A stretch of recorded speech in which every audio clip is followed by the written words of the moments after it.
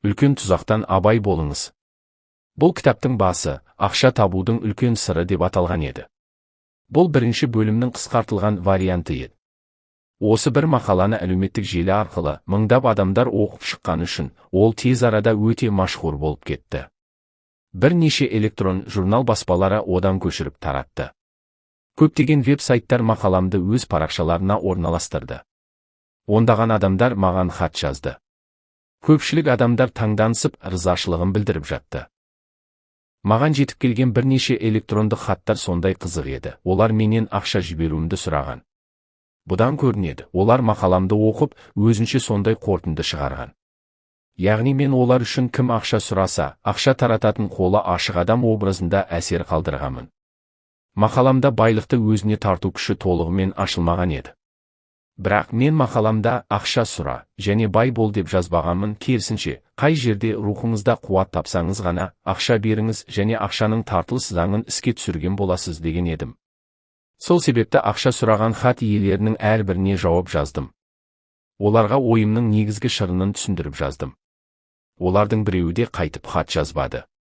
Екі нәрсені талқылау үшін мысалдар келтіріп өтейін. Бірінші, баюды үміттеніп, ақша сұрамаңыз. Сіз көшедегі қайыршыларға қараңыз. Олар молшылықта өмір сүрмейді. Олар әрең өмір сүреді. Немесе ақша жинаумен айналысатын адамға қараңыз. Олардың көбі тіленіп жүреді, бірақ олар өзін сондаймын деп ойламайды. Оларға әрдайым аздық етеді. Егер бұл жағдай жұмбақ болмаса, не деп атау мүмкін? Екінші, бай болу үмітімен қайыршыларға ақша бермеңіз. Мен кедейлерге, мұқтаждарға ақша бермеңіз демедім. Бұл жерде тағы талқылаушы сұрақ туады. Сіз ақша бергеніңізбен, олар аяғына тұрып кете ала ма?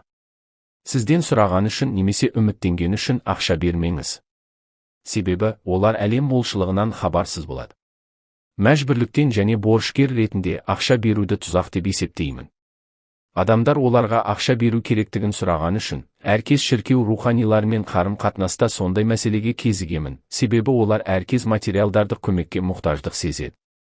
Егер сіз немесе басқа біреуге ақша берсе, бірақ жүрегінде қуанышты сезінбесе, бергендері бір күні өзіне байлық болып қайтуы екі талай. Қай жерге ақша беру керектігін анықтаудың ең жақсы жолы, бұл төмендегі сұрақтарға жауап беру болып табылады. Әдетте көтеріңкі көңіл күйді қай жерден аласыз?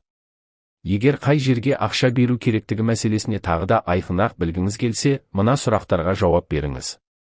Қай жерде сіз өзіңізді көркем мінезді сезінесіз?